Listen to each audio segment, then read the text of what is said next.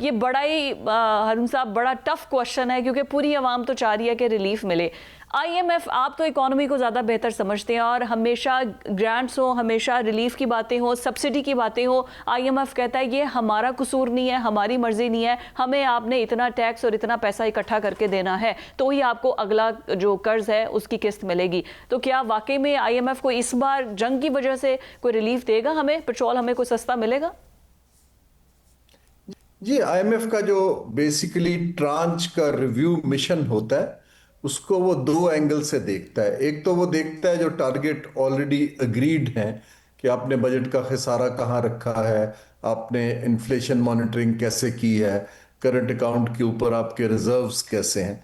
लेकिन ये जो कुछ गैर मामूली सूरत हाल होती है, जैसे अभी ये वॉर की वजह से है जो पाकिस्तान के कंट्रोल से बाहर है, इसको हम इकोनॉमिक्स में एक्सोजेनस शॉक कहते हैं। तो ये जो ऑयल प्राइस की वॉलेटिलिटी अपवर्ड का शॉक है, उसके ऊपर पाकिस्तान को एक मजबूत केस बनाना पड़ेगा कि खास तौर पे गुर्बत के ऊपर इसका क्या इम्पैक्ट आएगा, इसका एक ओवरऑल इम्पैक्ट जो है हमारे बजट के खसारे पर क्या आएगा, और इसके बाद इसको बाकायदा उनको IMF से निगोशिएट करना पड़ेगा कि आप अपने कुछ टारगेट्स को रिवाइज कर लें या डिफर कर दें। मेरा जाती ख्याल है कि वेवर हमें नहीं मिलेगा, लेकिन क्योंकि जंग आजकल हो रही है तो कुछ उसके अंदर नरमी हो सकती है कि आप इस क्वार्टर की बजाय इसको अगले क्वार्टर के ऊपर ले जाइए। आपसे यह जानना चाहता हूं हारून भाई कि अब हम किस जानिब जा रहे हैं? क्या हम सऊदीया से तो मुआहदा कर चुके हैं, सऊदीया का ज़ामन हम हैं, और क्या हमने ये मुआहदा किया था कि इस्राइल हमला करेगा या दुनिया का कोई भी मुल्क हमला करेगा तो हम तुम्हारे पीछे खड़े होंगे? और अब अगर इकॉनमी की सूरत हाल इस तरह जो हो रही है, हम खड़े कहाँ हैं और हमारी इकॉनमी की सूरत हाल क्या है? दो बातें हैं हारून साहब। जी बहुत शुक्रिया, अहम सवाल है। देखिए, पाकिस्तान की जो इकॉनमी है उसका हिस्टोरिकली हमारी डिप्लोमेटिक और जियोपॉलिटिकल पोजीशनिंग से बड़ा गहरा ताल्लुक है। हम जो है मल्टीलैटरल का पैसा अमेरिका जो बड़ा शेयर होल्डर है उससे तल्लुकात की बिना पे लेते हैं। रिसेंटली हमने पिछले 10 बरस में फ्रेंडली कंट्रीज खास तौर पे सऊदी अरेबिया से डिपॉजिट्स लिए हुए हैं। वो भी कोई कमर्शियल डील नहीं है, वो डिपॉजिट भी हमें इसलिए मिले हैं कि हम उनके एलाय हैं। चीन ने भी हमें पैसा दिया हुआ है।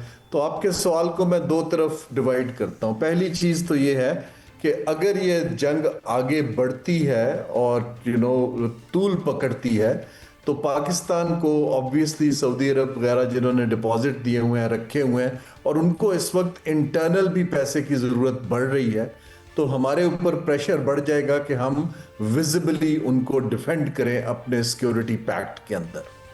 अगर हम डिफेंड करते हैं तो जो ईरान हमारा हमसाया है उसकी पोजीशन ये बन जाती है कि जी आपको ये गल्फ के ममालिक अपने बेसिस से हमारे ऊपर हमला कर रहे हैं, मैं रिटेलिएट कर रहा हूँ, तो फिर पाकिस्तान एक उस कैंप में चला जाएगा और हमें बड़ा केयरफुली देखना पड़ेगा कि उसके इम्पैक्ट्स हमारे ऊपर क्या आते हैं।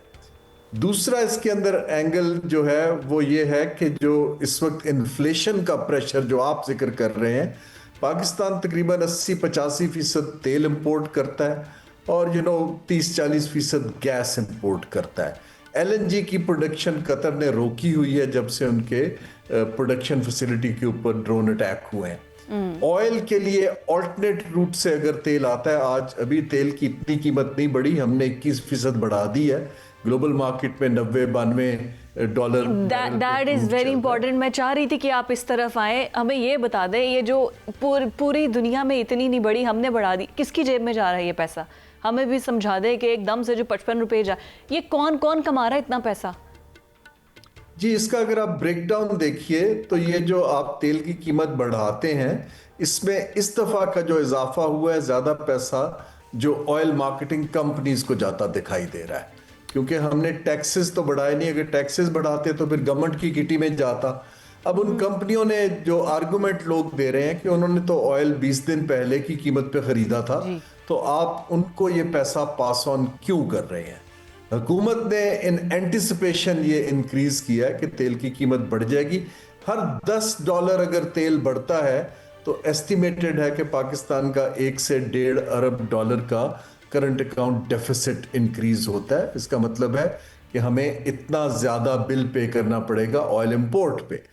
अगर ये स्ट्रेट ऑफ हॉर्मुज़ बंद रहती है, वो जो एक जहां उसका बॉटलनेक है, तो फिर सब हमारे बड़े सप्लायर जो हैं, ईरान तो नहीं है, सऊदी अरब है, कुवैत है, यूएई है, तो फिर हमें रेड सी के लंबे रास्ते से तेल मंगाना पड़ेगा, जिसकी ट्रांसपोर्ट कॉस्ट और इंश्योरेंस कॉस्ट इसके ऊपर एड अप हो जाएगी।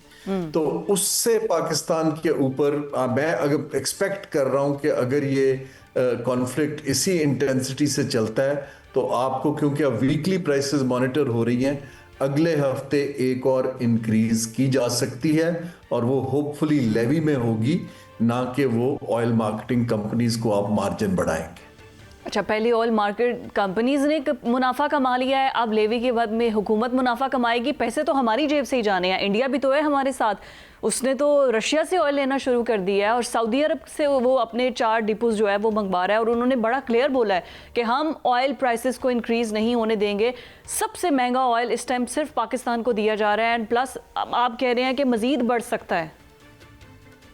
जी, मैं बिल्कुल इसको देख रहा हूं, क्योंकि पाकिस्तान का मैक्रो इकोनॉमिक प्रेशर्स जो हैं इंडिया से बहुत फर्क है। नहीं, लेकिन तो लॉन्ग रूट पे फिर पर्शियन ओशन को जिस तरह हम मंगवाएंगे उसी तरह वो मंगवाएंगे, तो वो तो बढ़ा नहीं रहे, हमारी हुकूमत हम पे थोपी जा रही है सब कुछ।